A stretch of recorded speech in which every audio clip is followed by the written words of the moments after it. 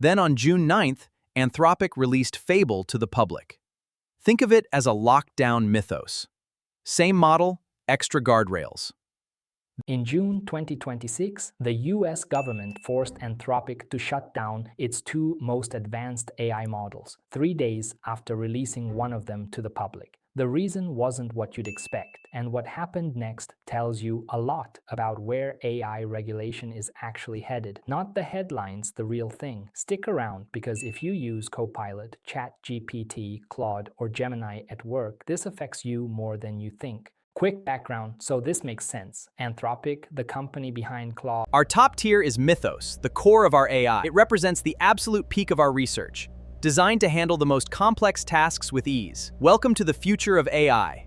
Claude has a top tier of models called Mythos. Under Project Glasswing, Mythos was only given to a small, trusted group. Tech companies, open source security teams, government agencies. The idea was simple. Let these groups use Mythos to find and fix security holes. Use it to find security holes. Let them fix security issues before criminals find them.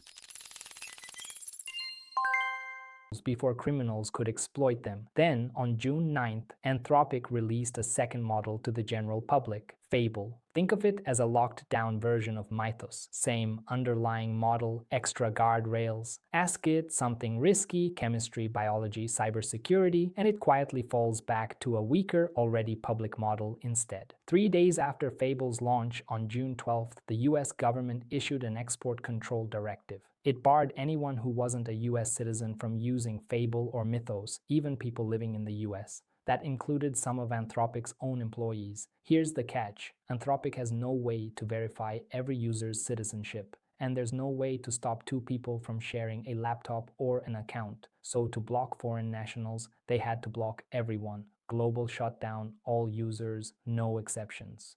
How do I make something risky, like with chemistry or biology? Fall back to a weaker, already public model instead.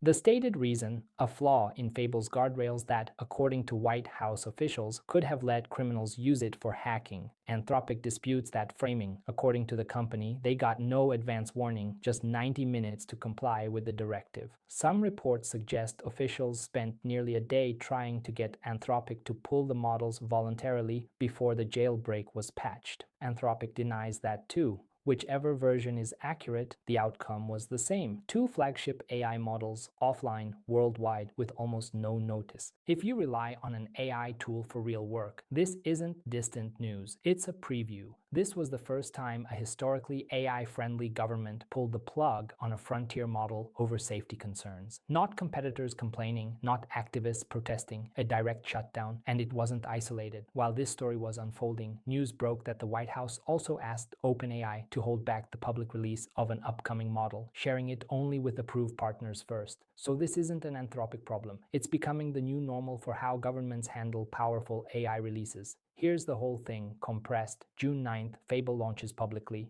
June 12th, total shutdown, export controls. Days later, a jailbreak technique is discovered, a way to trick the model into ignoring its safety guardrails. June 30th, export controls lifted. July 1st, access restored, jailbreak patched. Mythos access also restored for approved partners. Less than 3 weeks, launch to crisis to fix. This raises an obvious question. Wouldn't it be better to have clear, predictable safety rules instead of case-by-case shutdowns with no warning? Probably. Something like mandatory, standardized safety testing before release, similar to how new drugs or aircraft get certified, would give companies clear expectations and give users more stability. The catch is that much of the AI industry has spent years lobbying against exactly that kind of regulation, arguing it would slow innovation and hand an advantage to competitors abroad. That argument gets harder to make once your own products start getting shut down overnight with no clear rules and no appeals process. If you build a case against the referee, you better be ready for the day there isn't one. So here's the practical part. What this means for how you use AI at work starting today. 1. Don't build critical workflows around a single AI provider. If your process depends entirely on one tool with zero fallback, a story like this one turns into your problem, not just Anthropic's.